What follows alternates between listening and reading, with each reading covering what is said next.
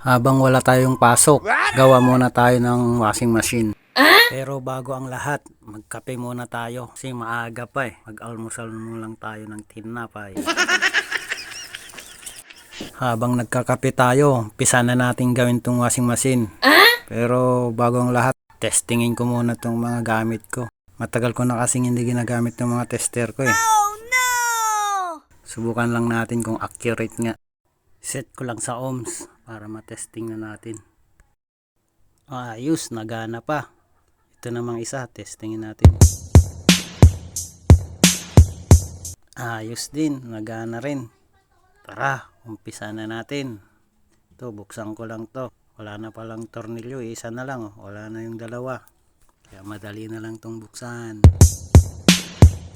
Check ko lang wiring niya kasi parang hindi nakakarating yung kuryente sa switch. Parang ayos naman ang wiring niya. Walang putol naman eh. What? At check natin yung selector switch. Dito naman tayo sa selector switch niya. Buksan na natin. Para makita natin yung may lost connection siya. Ayaw umandar eh. What? Pero bago natin tuluyan buksan yung selector switch, subukan nga natin isaksak at panda rin. Bakit ayaw umandar? Ayaw umandar talaga.